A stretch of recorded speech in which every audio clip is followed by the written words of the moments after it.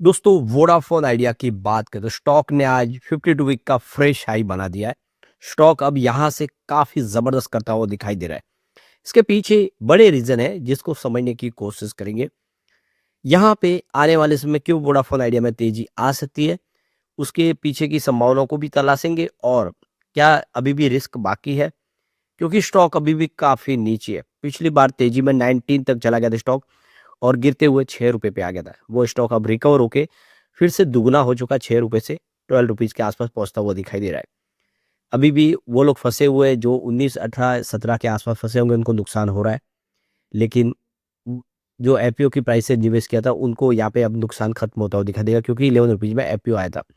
अब ये आगे की क्या संभावना बनी है, मार्केट एक्सपर्ट क्या कह रहे हैं, उसको जानेंगे इस वीडियो के माध्यम से। लेकिन फ्रेंड्स उससे पहले, अगर आप पहली बार हमारे चैनल पे आए तो चैनल को सब्सक्राइब कर दीजिए, एक बेल आइकॉन दबा दीजिए ताकि जब भी नया वीडियो बने पहला नोटिफिकेशन आपको मिले। वीडियो पसंद आए तो लाइक से जरूर कीजिए। चलो फ्रेंड्स वीडियो स्टार्ट करते हैं। मैं हूं आपका दोस्त एसबी दवे और हमारे अपने चैनल ऑनलाइन कमाई में आपका बहुत बहुत स्वागत। सबसे पहले वोडाफोन आइडिया के कारोबार की बात में 11.66 पर क्लोजिंग देखने को मिली, जहाँ पे 3.64% की जबरदस्त तेजी देखने को मिली। अब यहाँ पे देखो कि शुरुआत स्टॉक की बिल्कुल फ्लैट हुई थी, 11.26 पर क्लोजिंग गुरुवार की 11.25 के आसपास थी।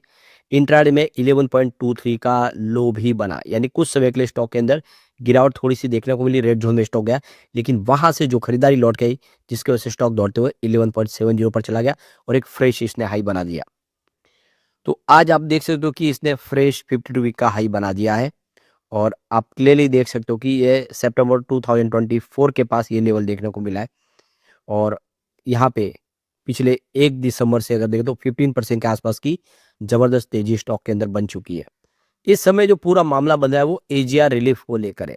2 दिसंबर को ही कंपनी की तरफ से क्लेरिफाई किया गया है कि एजीआर मामले को लेकर उन्होंने सरकार से अपनी रिक्वेस्ट की है। इसकी जानकारी एक्सचेंज को ऑलरेडी दे दी गई है। तो ये क्लेरिफिकेशन आया है। आप देख सकते हो कि यूनियन टेलीकॉम मिनिस्टर की तरफ से इंडिकेट किया गया कि सेंटर यहाँ पे कुछ फैसला करने जा रही है, एजीआर रिलीफ को लेकर फाइनल डिसीजन कुछ लेगी और इसमें वोडाफोन आइडिया को कुछ बड़ी राहत मिलने जा रही है। और ये भी कहा है कि ये राहत सिर्फ वोडाफोन आइडिया के लिए होगी, क्योंकि सुप्रीम कोर्ट का फैसला सिर्फ वोडाफोन आइडिया को लेकर है। अगर एयरटेल को भी ये मदद चाहिए तो उनको सुप्रीम कोर्ट जाना होगा। यानी सुप्रीम कोर्ट ने यहाँ पे फ्री हैंड कर दिया सरकार को कि आप चाहे वो फैसला ले सकते हैं एजीआर बकाये के मामले में, और जो भी पेनल्टी है, ब्याज है, उसको माफ कर सकते हैं या जो भी सरकार अब उचित समझे, क्योंकि सरकार भी तो इसमें 49% की हिस्सेदार है। अगर कंपनी डूबेगी तो सरकार के भी पैसे डूबेंगे और कंपनी अगर आगे चलेगी, तरक्की करेगी तो सरकार को भी बहुत सारा फायदा होगी, क्योंकि आधे की हिस्सेदारी समेत सरकार है वोडाफोन आइडिया में।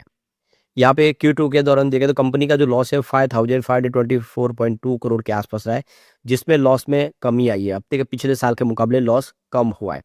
इसके अलावा आप देखें रेवेन्यू में 2.4% की वृद्धि हुई है, जो 11,194 करोड़ तक पहुंच गया है।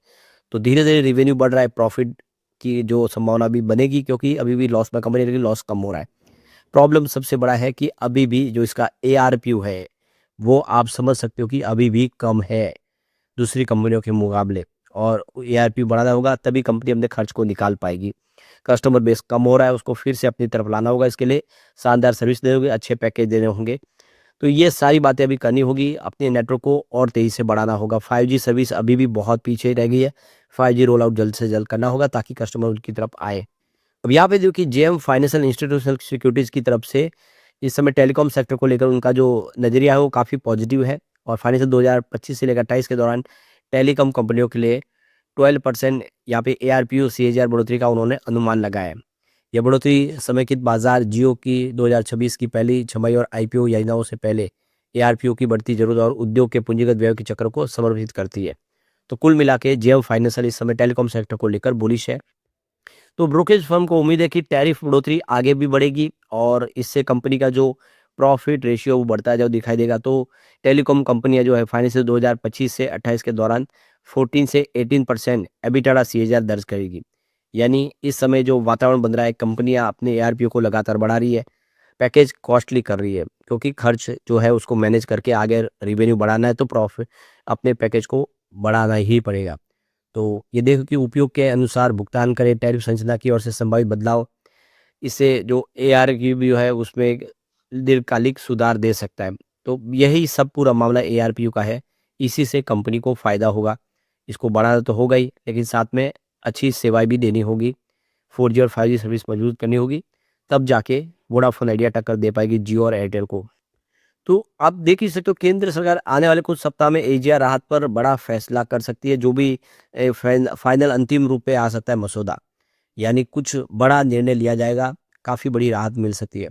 वैसे यहाँ पे एक अच्छी गुड न्यूज़ तो ये भी है निकल के आ रही है कि जो यूएस की कंपनी है, वो यहाँ पे इन्वेस्टमेंट करना चाहती है। अगर सरकार की तरफ से एक अंतिम रूप में एक अच्छा-सा पैकेज बना के दे दिया जाए, यानी एक वन टाइम सेटलमेंट चाहते हैं वो, जो भी बकाया है, अब वो बकाया को एक वन टाइम सेटलमेंट के तौर पे जो भी कर्ज कम करना है, ब्याज माफ़ करना है, पेनल्टी को माफ़ करना है, जो भी करना है करके एक फाइनल आंकड़ा बना के अगर दे तो ये यूएस की कंपनी हिस्सेदारी लेने को तैयार है। वो अदानी आदित्य बिरला ग्रुप और यूएस वोडाफोन की जो कंपनी है वोडाफोन पीएलसी यूके, उन दोनों की हिस्सेदारी यूएस की कंपनी लेने को तैयार है। ये नए प्रमोटर बनने को तैयार है। तो बिल्कुल आने वाले समय अगर ऐसा होता है तो वोडाफोन आइडिया के दिन बिल्कुल पलट सकते हैं। इनके पास बहुत सारा अनुभव है। काफ़ी देशों में टेलीकॉम सेक्टर सेवाएँ में ये पहले से लगे हुए हैं। ऐसे में उम्मीद है कि वोडाफोन आइडिया के लिए कुछ बड़ा होता हुआ दिखाई देगा। अब यहाँ पे वोडाफोन आइडिया को लेकर जो सीएनबीसी आवाज़ के मैनेजिंग एडिटर है अनुज सिंघल, उन्होंने कहा है कि अभी फ़िलहाल ये जो मूव है वो अचानक नहीं है, बल्कि सही समय पर बदले सेंटीमेंट और कुछ अहम फैक्टर की वजह से आया है। यानी जो पॉजिटिव माहौल बना है इसके पीछे कुछ रीज़न है। अनुज सिंघल का कहना है कि सितंबर के बाद वोडाफोन आइडिया को लेकर उनका नज़रिया बदला है। वजह साफ थी, ₹6 के स्तर पर लगभग क्लियर हो गया था कि यहाँ खोने को अब ज़्यादा कुछ बचा नहीं, यहाँ से उम्मीद काफ़ी ज़्यादा बन जाती। साथ ही अगर आप देखें तो सुप्रीम कोर्ट ने सरकार की तरफ से जो यहाँ पे सुप्रीम कोर्ट में मामला गया उसमें एजीआर को लेकर जो दलीलें दी गई सुप्रीम कोर्ट में, उसमें ये संकेत मिला कि कंपनी को किसी न किसी रूप से सर्वाइवल करने का मौका मिल सकता है। इसी वजह से स्टॉक में पॉजिटिव मूव बना है। तो सरकार बिल्कुल इस समय क्लियर है कि वो वोडाफोन आइडिया को आगे भी लेके चलना चाहती है। यहाँ पे 2 कंपनियों की पॉलिसी न चले, 2 की मोनोपोली न चले, कम से कम 3+1 यानी 1 सरकारी कंपनी और 3 प्राइवेट कंपनियाँ तो होनी ही चाहिए। इस पॉलिसी के तहत ही सरकार आगे बढ़ी है और इसीलिए वोडाफोन आइडिया को तकलीफ नहीं आने देगी सरकार, ये बात क्लियर है। लेकिन यहाँ पे देख सकते हो कि उन्होंने अभी साफ किया है कि ये संख्या जो शेयर है आसान नहीं है अभी भी।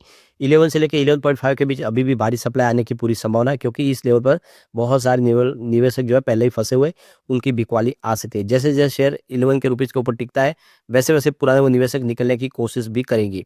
यही वजह कि इस दायरे में उतार-चढ़ाव देखने को मिल सकता है। यानी वो देख सकते हो कि जो बड़े निवेशक हैं वो भी इस लेवल पे एंट्री में फँसे हुए, तो उनकी तरफ से बिकवाली आ सके, कुछ दबाव देखने को मिलेगा, फिर एक फ्रेश उम्मीद यहाँ पे जगेगी। तो इस देख सकते हो कि अनुज सिंघल का कहना है कि यहाँ पे शेयर 11 के रुपीज़ ऊपर टिक पा रहा है और जितना वक़्त ये 11 से लेके 11.5 के दायरे में बिताएगा, जितनी सप्लाई झेलेगा, उतना ही आगे का रास्ता इसका साफ हो जाएगा। जो भी एग्रेसिव बिकवाल है वो बिकल के सब बिचवाली करके निकल जाएँगे, फ्रेश इन्वेस्टर आएँगे, तो फिर आने वाले समय इसमें फिर पॉजिटिव माहौल बनेगा। तो अनुज सिंघल ने यहाँ पे स्टॉक मार्केट टाइमिंग सबसे ज़्यादा मायने रखते हैं, ये उनका कहना है कि वोडाफोन आइडिया में बहुत से लोग 17 से नीचे से गिरकर 6 तक फँसे हुए हैं और भारी नुकसान भी उन्होंने झेला है। लेकिन अगर सही समय पे एंट्री लेता तो स्टॉक में पैसा अच्छा बनता है। जैसे उन्होंने पेटीएम का उदाहरण, जहाँ बड़े निवेशकों को नुकसान हुआ, लेकिन स्मार्ट ट्रेडर ने नीचे के स्तर पे खरीदारी करके अच्छा रिटर्न कमाया। ऐसे ही वोडाफोन आइडिया ने एक अच्छा मौका दिया, ₹6 के आसपास एंट्री का। आज आप देख सकते हो स्टॉक 11 के पार है, तो काफ़ी अच्छा प्रॉफिट मिला, लेकिन जो निवेशक ऊपर 17 के आसपास फँसे उनको अभी भी घाटा हो रहा है। उम्मीद है कि यहाँ से बेहतर होगा। लेकिन फ्रेंड्स, कोई भी इन्वेस्टमेंट करने से पहले अपने फाइनेंशियल एडवाइजर से एडवाइस ले ले या अपना खुद का रिसर्च करें, क्योंकि मैंने वीडियो आपके एजुकेशनल पर्पज़ के लिए ही बनाया। वीडियो पसंद आए तो लाइक शेयर ज़रूर कीजिए और चैनल को सब्सक्राइब कर दीजिए। Thank you friends.